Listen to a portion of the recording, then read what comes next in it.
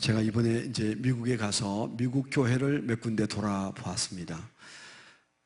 정말 그 침례탕이 아주 그 환상적이라고 그래야 될까요? 신비감을 느끼게 한다고 할까요? 아주 멋있었어요. 이제 저 위에쯤에 지금 현재 이 스크린 있는 그 위쯤에 침례탕이 있어서 평소에는 이제 예쁘게 닫혀 있다가 침례를 줄 때 갑자기 그 공중에서 침례 받는 이와 침례 주는 이가 나타나서 침례를 베풀고 그리고 싹 사라지는데 잠시 후에 그 목사님이 또 설교하러 딱 이 아래 강대상에 등단을 해서 야 정말 저렇게 하면 침례 받은 사람도 받아보고 싶다 그런 마음이 들 텐데 우리는 지금 현재 약간 그 구조가 앞에 나와서 닦느라고 정신없고 물을 절절 흘리고 그래서 조금 복잡해요. 좀 이제 연구를 해야 되는데요. 저희가 이제 이 뒤쪽으로도 나갈 여건이 없어서 이게 공실이 없습니다. 그래서 이제 침례를 받고 옆으로 딱 나가거나 또 설교자도 옆에서 이렇게 들어오거나 다 그렇게 되어 있거든요. 저희는 지금 현재 그렇게 되어 있지 않아서 조금 어색하지만 침례 어색한 것보다 1000배로 귀한 일입니다. 아직 침례를 안 받으신 분은 나가서 절해야 돼. 난 곤란해. 그래서 망설이는 분들은 침례를 꼭 받으시도록 그렇게 하시면 좋겠습니다. 네, 제가 한번 다시 기도하고 말씀을 짧게 생각하겠습니다. 주님, 35일 동안 좋은 안식의 시간을 갖게 하시고 다시 이 강단에 서서 주의 말씀을 선포합니다. 하나님께서 우리에게 하실 말씀을 주시옵소서. 우리는 사람의 말은 수도 없이 들었고 사람의 논리도 우리는 너무 많이 접했고 주님, 저희가 정말 필요로 하는 것은 신령한 하나님의 말씀이십니다. 하나님께서 친히 우리에게 말씀하실 때 우리의 병든 육신이 치료되는 은혜도 경험하게 하시고 우리의 염려 근심도 해결되게 하여 주옵시고 우리가 방향을 잃고 있던 심각한 영적인 우리의 목표들도 다시 붙잡을 수 있는 은혜를 허락해 주시옵소서. 오늘도 부족한 종의 입술을 붙들어 주실 줄 믿습니다. 예수님 이름으로 기도드렸습니다. 아멘. 우리 좌우에 계신 분들과 격려하겠습니다. 하나님은 오늘도 살아서 우리 가운데 역사하십니다. 한마디 하시죠.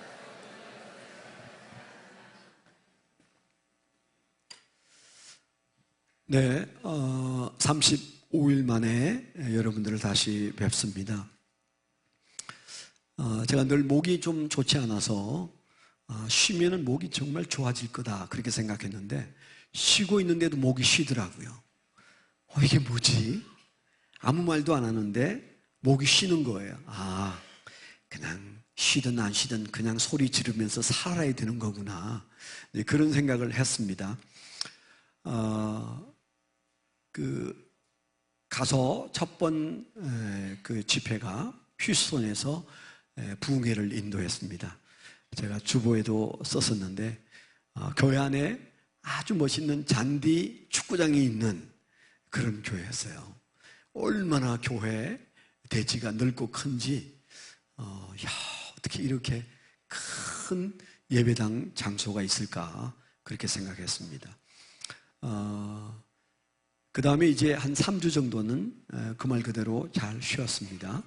그리고 또 오기 전 주간은 작은 교회에서 제가 멘토링 세미나를 한 주간 동안 또 잘 마치고 그리고 이제 돌아왔습니다. 기도해 주셔서 순간순간 기도거리가 많았지만은 여러분들이 기도로 도우셔서 하나님이 놀랍게 역사하시는구나 하는 것을 경험하면서 행복한 시간들을 가졌습니다. 제가 이제 교회를 떠나 있는 동안 계속 생각난 말씀이 오늘 본문의 말씀이에요. 왜 이 말씀을 너무 잘 아는데 우리 교인들도 너무 잘 알고 외우고 있고 저도 너무 잘 아는 말씀인데 이 말씀이 왜 자꾸 생각날까? 그러면서 오늘 이 본문으로 이제 돌아온 첫 번 설교를 해야 되겠다 그런 마음을 먹었습니다. 오늘 이 침례식과도 관련이 있는 그런 말씀이잖아요.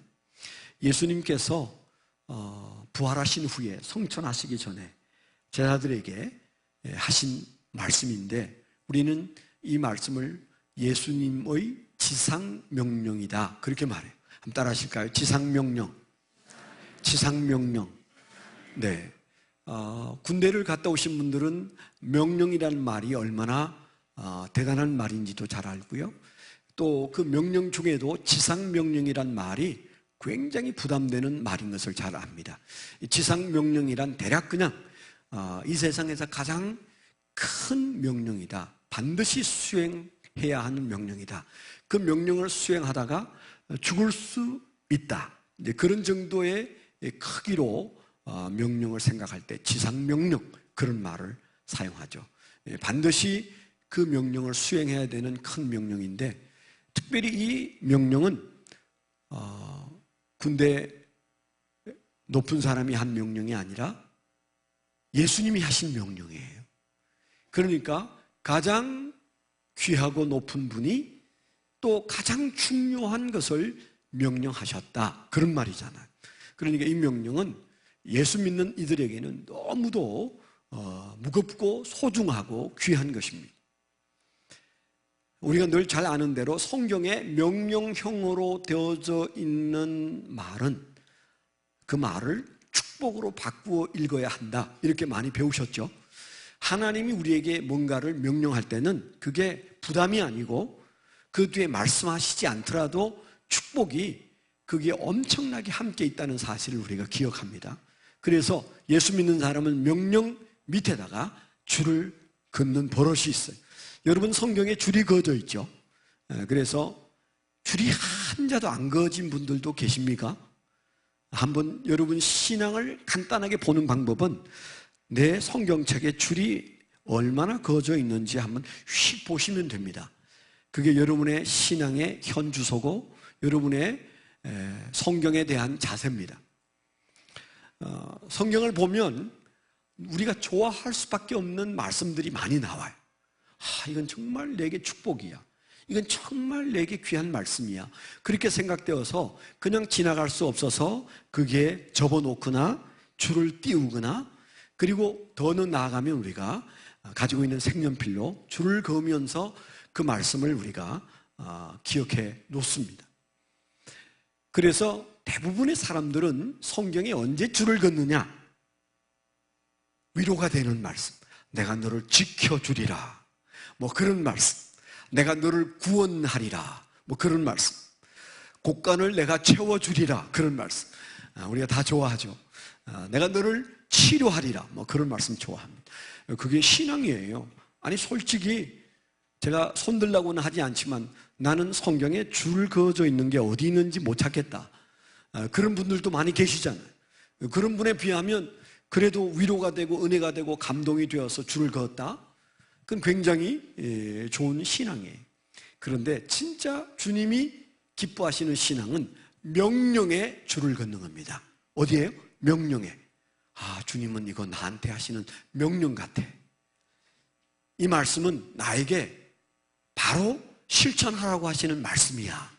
그렇게 생각나서 거기에 빨간 줄을 긋거나 파란 줄을 긋거나 볼펜으로 줄을 긋거나 동그라미를 치거나 만일에 여러분 그런 것이 도처에서 눈에 띈다면 여러분은 지금 신앙의 상당히 깊은 단계에 들어와 있다고 해도 과언이 아닙니다. 그러니까 복잡하게 얘기하지 않습니다. 내 성경에는 줄을 그은 흔적이 있는가? 줄을 그었다면 얼마나 그었는가? 그었는데 나는 위로되고 아주 그럴듯한 어떤 그런 하나님의 말씀에 줄을 그었는가? 아니면 명령형의 말씀에 줄을 그었는가? 이제 이런 것들로 여러분 신앙의 현주소를 성경에 대한 여러분의 입장을 정리해 볼 수가 있는 거죠.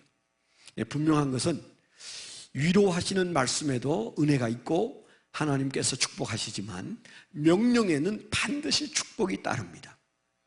그렇다면 지상명령은 어느 정도의 축복이 그 뒤에 있는지 우리가 짐작하기 어렵죠.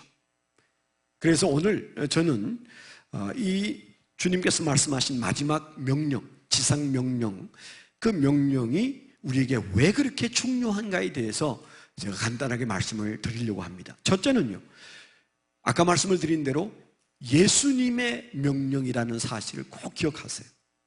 성경에는 다양한 사람들이 한 말들이 여기에 기록되어 있습니다. 잘못 읽으면요, 사탄이 한 말에 은혜 받을 수도 있어요. 성경이 지지하지 않는 어떤 사람의 말도 은혜 받을 수 있어요. 뭐 은혜만 받는 것을 나무랄 수 없지만, 그러나 천사가 보고는 웃지 않겠습니까? 너의 시작은 미약하였으나 장래는 창대케 되리라. 좋은 말이죠. 와, 엄청 좋아요. 그래서 여러분들 개업하는 집에 그거 액자 들고 갑니다. 그런데 아는 목사님들은 그 액자 보고 돌아서서 웃습니다. 왜냐하면 이거는 성경에 있는 말씀이지만은 하나님이 하신 말씀도 아니고 선지자가 하신 말씀도 아니고 하나님이 지지하지 않는 사람이 욥에게 한 말인데, 하나님이 지지하지 않는 사람이 한 말을 하나님이 지지하실까요? 말은 멋있지만 시작은 미약하고 장래는 창대케 된다. 좋은 말이지만 하나님이 그 말 믿는다고 그 말대로 해주실까요? 아닙니다. 하나님이 하신 말씀만 하나님이 책임지세요. 하나님의 종이 하신 말씀만 하나님이 책임지세요. 그렇기 때문에 우리가 말씀을 대할 때는 이게 성경에 있는 말인데 그 다음 누가 한 말이지? 누구에게 한 말이지?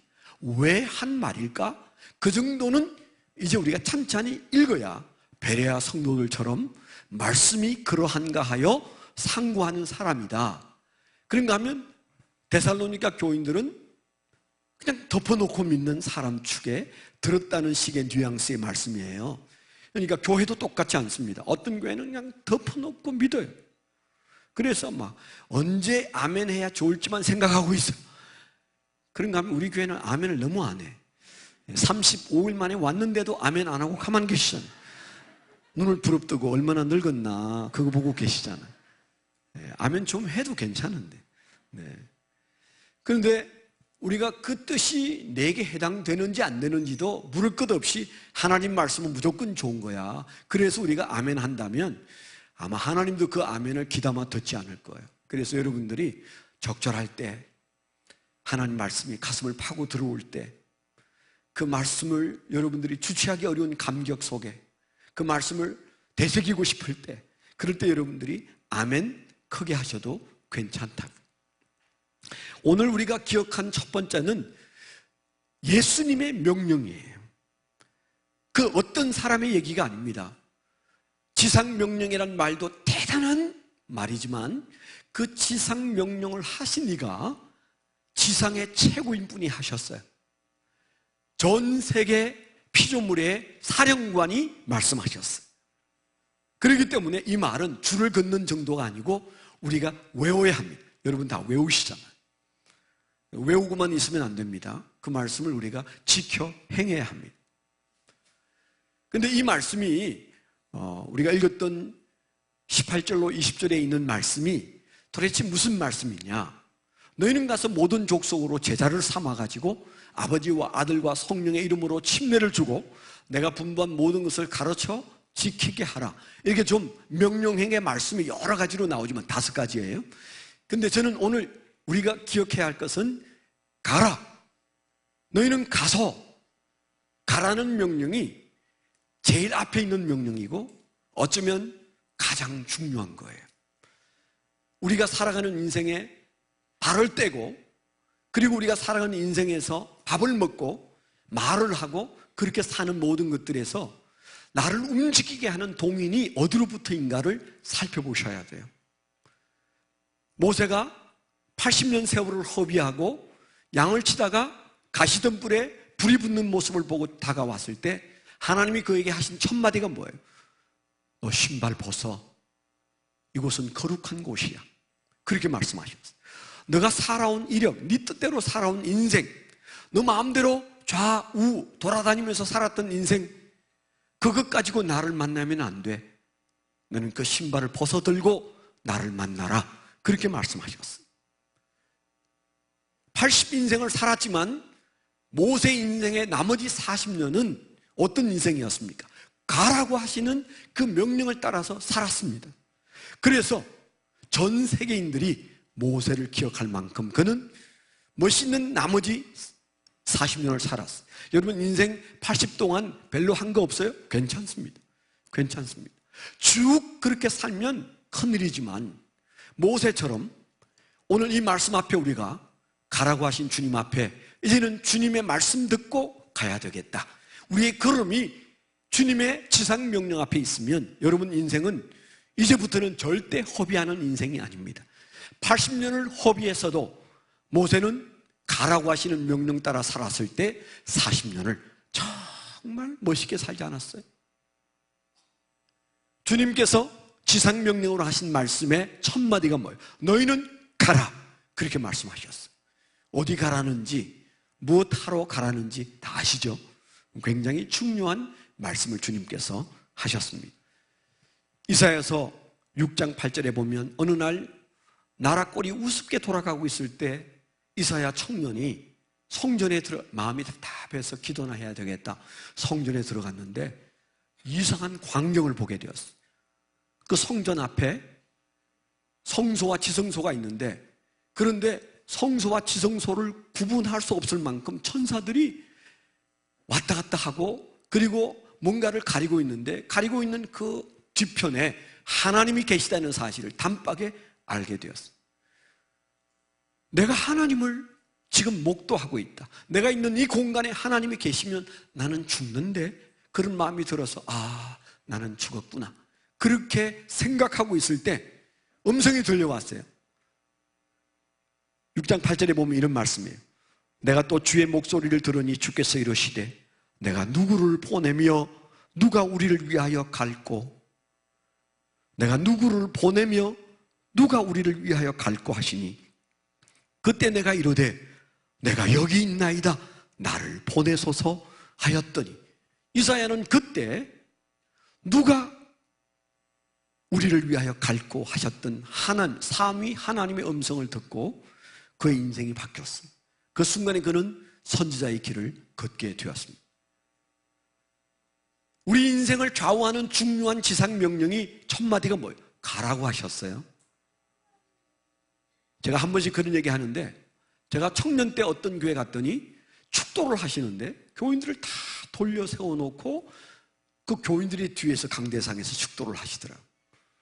알고 보니까 그냥 다들 마음에 빨리 축도하세요, 나 집에 가서 빨리 잠자리에 들고 뭔가 맛있는 거 먹고 안방으로 가려고 다들 축도를 받는 게 마음에 불편해서 안 되겠다, 그분들을 다 돌려 세워놓고, 여러분들은 안방으로 들어가지 마세요. 그러려면 내 축도 안 합니다. 여러분들은 지금 이제 세상으로 가십시오. 세상으로 가기 위하여 제 기도를 받고 능력을 가지고 세상으로 가십시오. 그런 뜻으로 다 돌려서 놓고 축도를 하더라니까요. 그때 무명의 젊은 목사, 30대 무명의 목사였던 이동훈 목사님이 서울 침례교회에서 그렇게 축도를 하시더라고요. 그때는 그분이 무명의 젊은 30대 목사님이셨어요. 제가 아주 충격을 받았어요. 내가 목사가 되면 나도 돌려서 놓고 해야지. 근데 아직 우리 교회에서만도 32년을 살아가는데 아직 그런 축도를 한 번 해봤나? 못 해본 것 같아요. 근데 그 의도는 굉장히 좋지 않습니까? 그러니까 우리가 주일날 왔다가 일상의 삶으로 돌아가는 것이 아니라 이제 주님이 가라고 하는 곳으로 가게 되는 이유는 그 명령을 예수님이 하셨기 때문이에요. 그 명령을 귀담아 들으면 내가 누구를 보낼꼬? 라고 하시는 말씀을 들은 이사야가 제가 여기 있습니다, 저를 보내십시오, 그랬을 때 그 청년을 들어 쓰셔서 위대한 선자로 사용하신 것처럼 우리의 삶의 현장에서 주님은 우리가 그렇게 대답하고 가기를 원하셔서 오늘 우리에게 이 말씀을 주신 줄 믿습니다. 두 번째는 이 명령은 그 가치가 너무 크기 때문에 이 말씀은 중요한 말씀이에요. 가라고 하시는 말씀의 뜻이 뭔지 아시죠? 그 말을 한마디로 말하면 가서 뭐 하라는 거예요? 영혼 구원하라는 겁니다. 그리고 제자 삼으라는 겁니다. 교회의 존재 목적도 그렇지만은 예수 믿은 저와 여러분들의 인생에서 반드시 붙잡고 살아야 되고 너무도 소중하기 때문에 이것만 하고도 우리의 인생은 충분히 성공적으로 살게 되는 그 한 가지가 뭘까요? 그건 다른 건 아닙니다. 영혼을 구원하고 그를 예수 제자 삼는 것입니다. 가르치는 것입니다. 무엇보다도 영혼을 구원하는 일, 너무너무 소중한 일입니다. 이것은 세상의 그 어떤 것으로도 그 가치를 비교할 수가 없어요. 우리가 전도가 잘 안 되는 이유는 세상 사람들이 강팍하고 이제 내가 말하는 예수에 대해서 관심이 없기 때문에 안 믿는 건 맞습니다. 그러나 어느 시대나 사람들은 강팍했고 어느 시대나 예수 믿는 사람을 우습게 여기고 다 그래 왔어요. 아니 2000년 전에는, 아니 지금까지 세계 도처에 예수 전하다가 매 맞아 죽고 불에 태워 죽은 사람이 얼마나 많은데요. 그러니까 우리는 힘든 것 아닙니다. 우리가 힘들다, 전도 힘들어, 내가 전도해도 그 사람이 들은 척하지 않아, 우리가 이런 말을 하면서 전도는 힘들다 이렇게 생각하는 것 일리는 있고 이해는 되지만, 그러나 우리보다 훨씬 어렵게라도 목숨 바쳐서 전도하신 분들이 역사 속에 얼마나 많은데요. 근데 우리가 전도가 잘 안 되는 이유는 사람들의 마음속에 예수를 받아들일 여유가 없기 때문도 있지만, 문제는 우리에게 더 있어요. 우리가 그 가치를 낮게 평가하기 때문에 전도가 우선순위가 될 수가 없는 거예요. 성경은 분명히 도처에서 이 세상에 영혼을 구원하는 일보다도 귀한 일이 없다고 말씀하셨어요. 나를 구원하기 위하여 그 하나님의 아들 예수님이 죽기까지 하셔서 우리는 얼떨떨한 가운데서도 천국 갈 수 있는 축복을 주셨어요. 이 소식만큼은 전해야 되잖아요. 내가 이렇게 구원받았다는 얘기만큼은 해야 되잖아요. 내가 아무것도 한 게 없는데 알고 보니까 그런 나를 하나님은 구원하기 위하여 얼마나 사랑하시는지 나를 쫓아다녔고 드디어 침례받게 하셨고, 그래서 난 당신에게 이 말을 꼭 하고 싶다.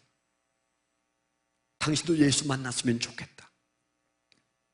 우리가 그렇게 말하는 이 전도, 여러분들이 전도에 아주 어려운 그 언어를 다 외우지 않아도 괜찮아요. 우리 마음속에 영혼 구원은 이 세상의 어떤 것과도 비교할 수 없는 가장 귀한 것이다.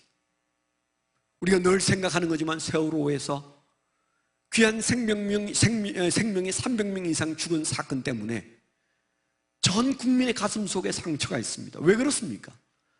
돈 잃어버렸다면 다 잊어버렸을 거예요. 지진이 나도 다 잊어버리고 다 잊어버리고, 어떤 손해를 입어도 오래가지 않습니다. 그런데 해결되지 않는 문제가 하나 있어요. 생명, 목숨. 이건 우리가 해결이 안 되는 문제예요. 사랑하는 사람이 세상을 떠났을 때 예수를 믿는데도 잊어버리기가 어려워. 그렇다면 우리는 한 영혼을 구원하여 영원한 하나님의 품에 안기게 하는 이 일이 얼마나 가치 있는 일인지를 생각하면서 이 가치 때문에 나는 이 명령을 소중하게 여긴다. 여러분 그렇게 생각하셔야 합니다. 세 번째는요, 내 신앙을 위해서 이 지상 명령은 너무나 중요합니다. 내 신앙. 우리가 하나님을 위해서도 하나님이 가장 기뻐하시니까 우리가 영혼 구원을 위해서 전도해야 되겠고, 그리고 선교의 사명을 가지고 세상을 향하여 가야 되지만, 그리고 그 가치가 커서 그렇게 해야 되지만, 그러나 사실 우리가 그렇게 거창한 것까지 생각하지 못하더라도 하나는 꼭 기억하세요. 여러분, 신앙은 가야 자랍니다. 가야 회복됩니다. 가야 회복될 뿐만 아니고 변화가 일어납니다. 여러분, 신앙이라는 것을 우리가 붙들고 예수 믿으면서 내 신앙은 좀 더 좋아졌으면 좋겠는데 왜 내 신앙은 좋아지지 않을까? 많은 분들이 그런 고민을 해요. 제가 만나보는 우리 교인들이 상당한 분들은 항상 신앙이 잘 안 자라고, 신앙이 좀 가라앉았고, 요즘은 영적으로 너무 어두워서 내 신앙이 있는지 없는지 모르겠다, 그렇게 생각하는 분들도 많이 계시잖아요. 주일날 오는데 교회 오는 발걸음이 너무 무거워. 기대치가 아무것도 없어.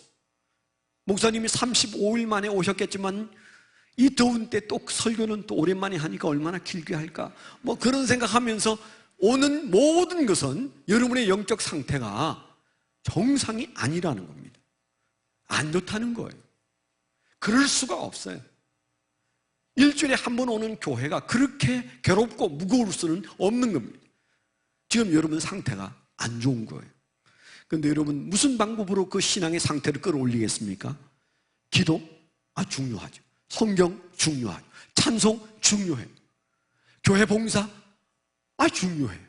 그런 것들로 우리 신앙이 좋아지는 건 사실이지만 그런 것으로 회복이 되지 않는다 이렇게 느껴지면 딱 하나만 생각하시면 내가 가야 돼.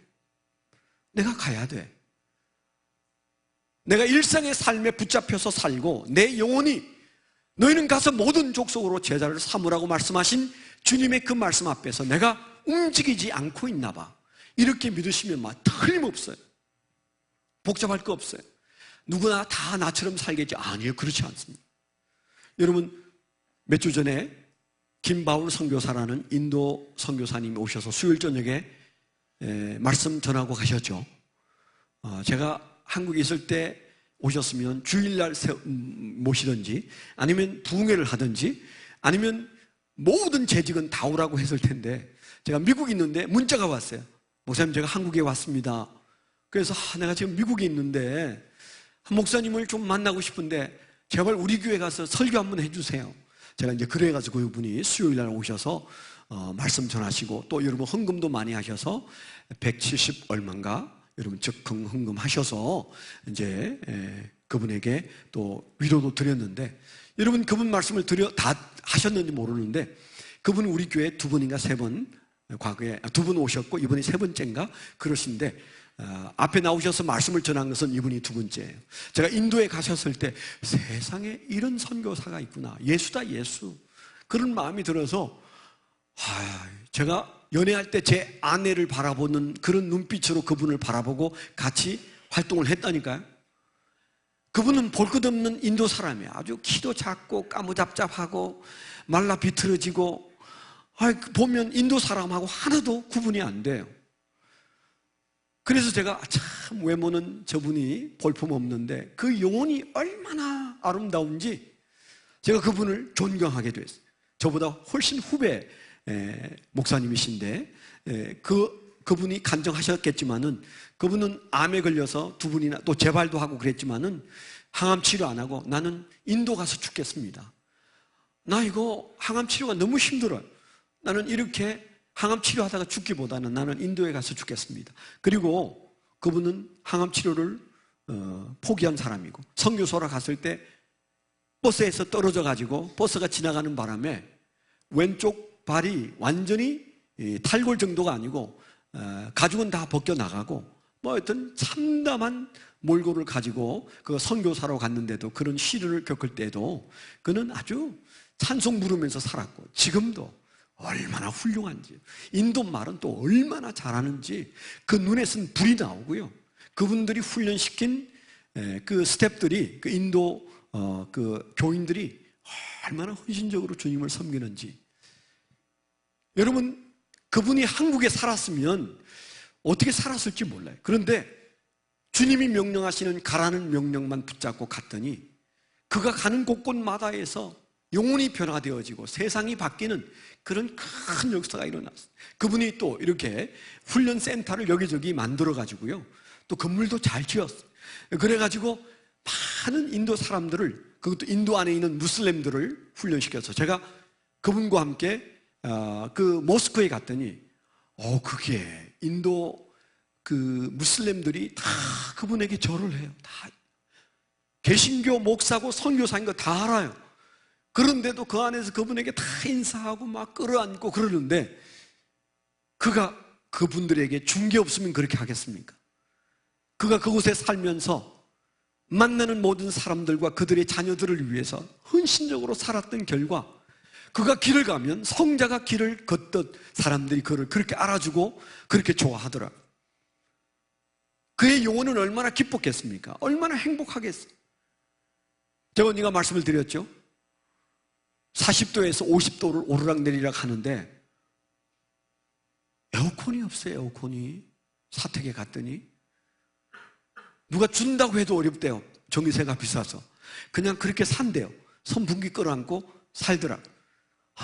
나는 참 부끄럽기도 하고 위대하게 보이기도 하고 그런데 그분은 누가 그렇게 해주기를 바라고 사는 게 아니고 그냥 만족한 거예요. 그냥 만족한 거예요. 그분은 그냥 행복해. 날마다 좋아. 어떻게 그렇게 좋을 수 있겠어요? 이유는 딱 하나입니다. 그의 신앙이 가라고 하신 명령을 따라가니까 날마다 예레미야가 말한 것처럼 아침마다 하나님의 위로가 넘쳐서 남이 동정할 이유가 하나도 없이 잘 살고 있는 겁니다. 제가 이번에 미국 가서 있는 동안에 이제 가서 여장을 풀고 휴스턴으로 또 비행기를 타고 가서 부흥회를 인도했어요. 그 부흥회를 인도하고 다시 돌아와서 그 다음 세미나가 기다리고 있는데 그 사이에 3주간이 비어 있는 거예요.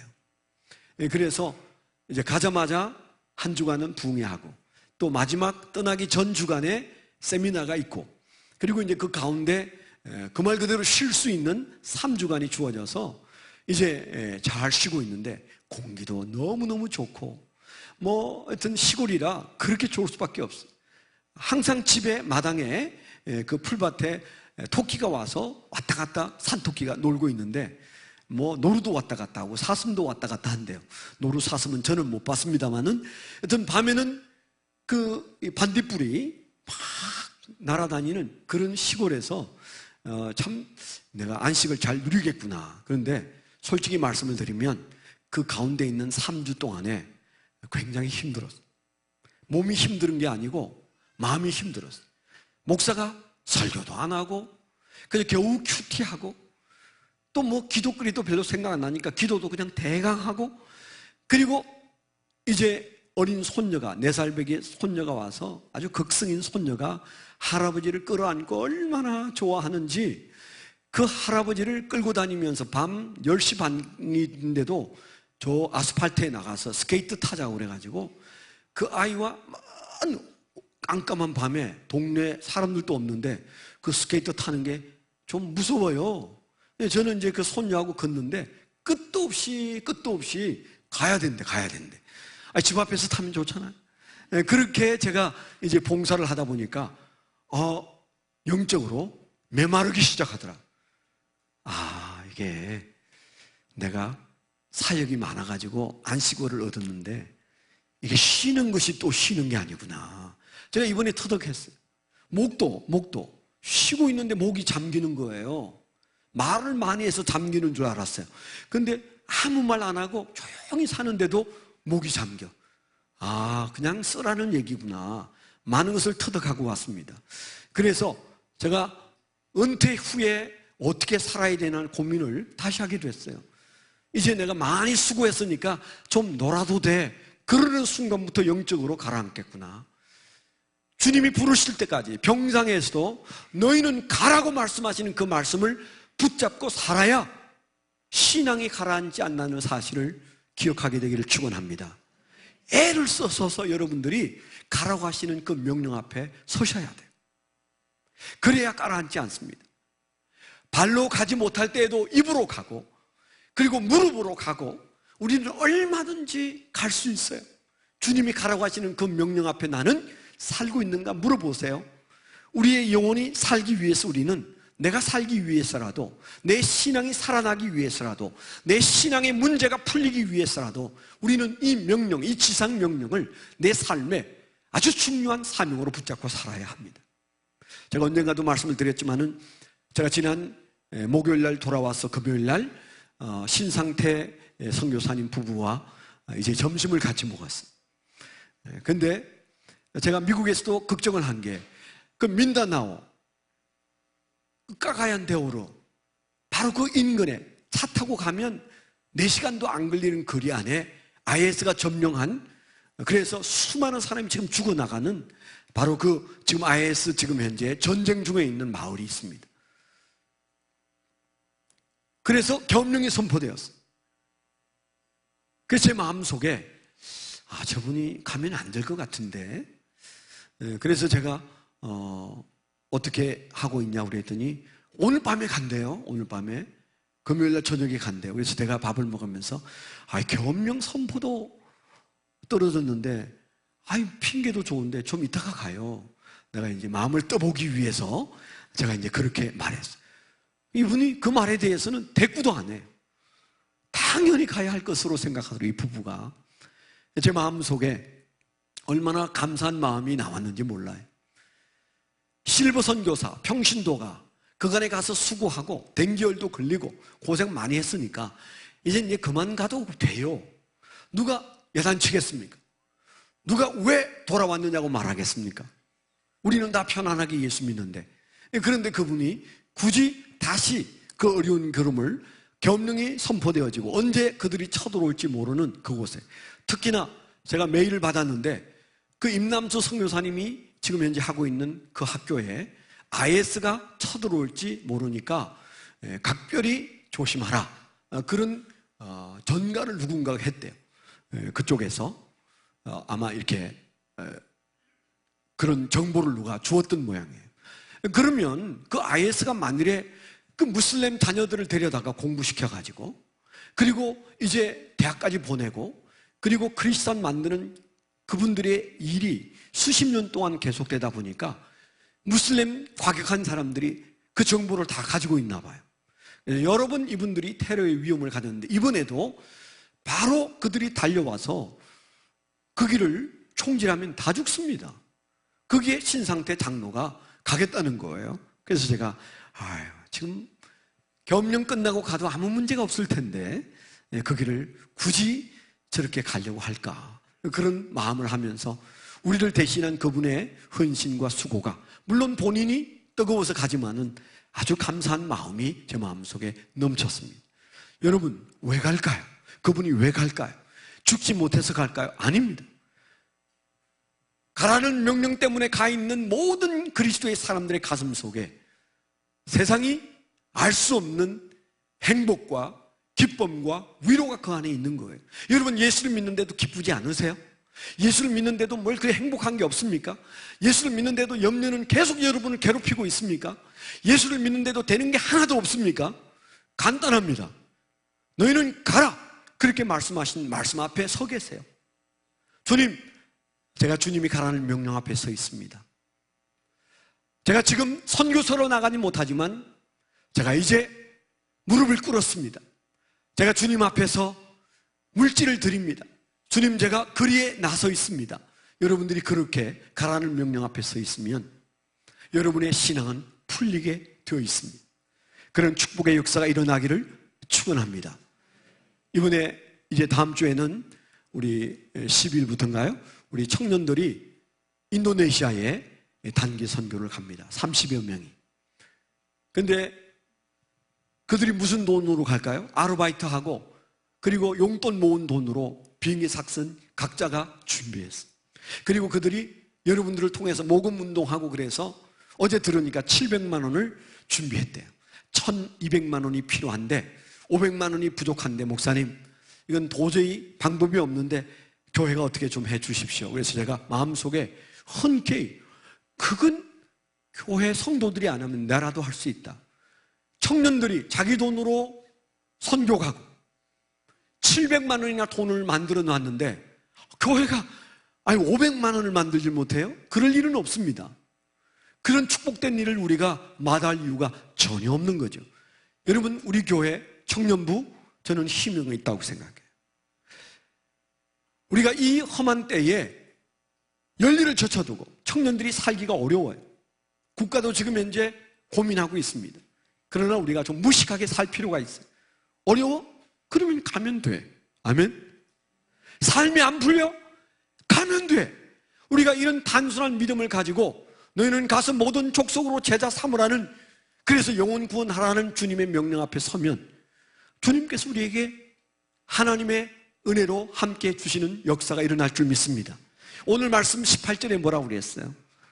너희는 가라고 하시는 말씀 앞에 먼저 하신 말씀이 뭐예요? 승천하시기 전에 하늘과 땅의 권세를 하나님이 나에게 주셨으니, 그렇게 말씀하셨어요. 그건 왜 그게 붙어 있습니까? 너가 가면 하나님이, 아버지가 내게 주신, 그동안 내가 사용했던 그 하늘과 땅의 권세를 너가 사용할 수 있게 해주마. 아멘?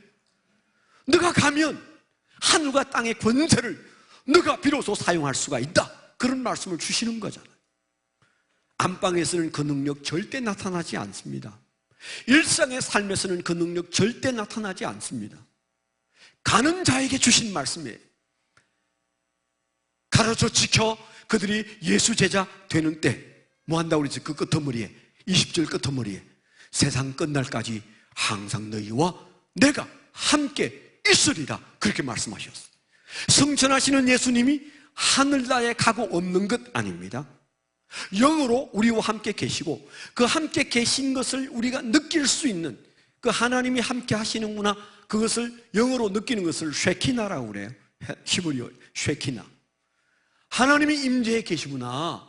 하나님이 살아서 지금 역사하시는구나. 여러분, 이게 안 느껴지면 성경 안 믿어져요.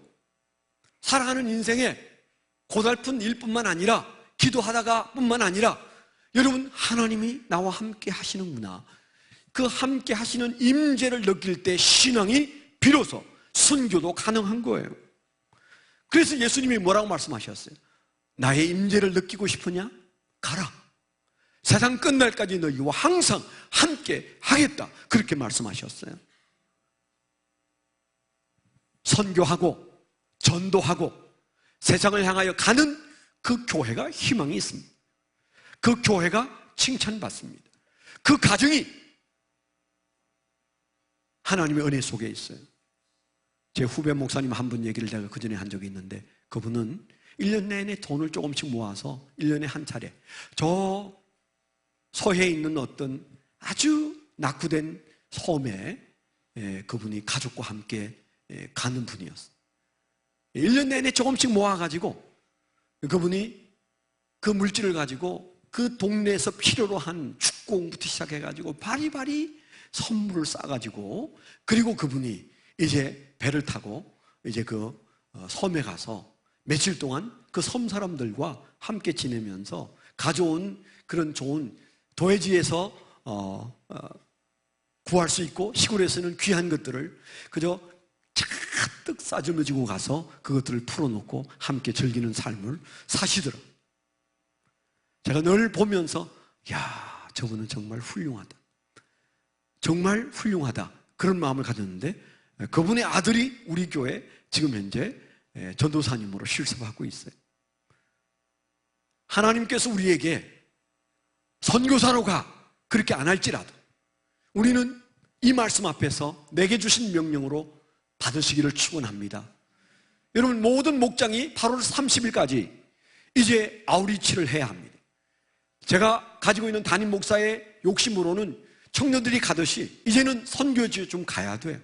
가서 뭐 대단한 일을 안 해도 선교사님 밥만 사고 와도 선교입니다. 우리가 할 수 있는 선교가 그 정도죠. 뭐 가서 마당 썰어주고 선교사님 자녀들하고 놀아주고 등 두들겨주고 용돈 주는 것만 해도 선교예요.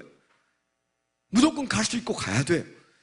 그렇지만 우리가 그럴 여건이 아닌 상황에서는 여러분, 모든 목장이 아주 거룩한 영성을 가지고 여러분들이 아우리치를 계획하셔야 돼요. 그럴 때 그 목장이 힘을 얻고 하늘과 땅의 권세가 나타나고 하나님의 임재가 경험되어지는 축복을 누리게 될 줄 믿습니다. 우리 의료선교팀이 민다나오에 지금 겸령 선포가 나서 가기가 어려워서 제가 안 되겠다. 올해는 거기는 어렵겠다. 그런 말씀을 드리고 이제 제2의 장소를 찾고 있습니다. 여러분, 해마다 우리가 무슨 선교든 선교를 나가는 일부터 시작해서 또 우리가 그저 가까운 곳에 가서 주님을 섬기는 마음으로 우리 이웃들을 섬기는 그 모든 일들에서 주님이 보셨을 때 가라고 하시는 명령을 수행하면 하나님은 반드시 우리를 축복되게 하시고 그리고 올해 우리가 섬기면 내년에 우리의 길을 형통케 만들어 주실 줄 믿습니다. 기도하겠습니다. 거룩하신 아버지 하나님, 오늘 우리에게 주신 말씀으로 저희들이 이 무더운 여름에도 쉴 곳을 찾기 전에 주님께서 가라고 하신 그곳으로 우리의 마음이 움직이기를 원하여 이 말씀 주신 줄 믿습니다. 주여, 우리가 주님이 명령하신 그곳으로 모든 민족에게로 가는 신앙 지니게 하여 주시옵소서. 예수님 이름으로 감사하며 기도드렸습니다. 아멘.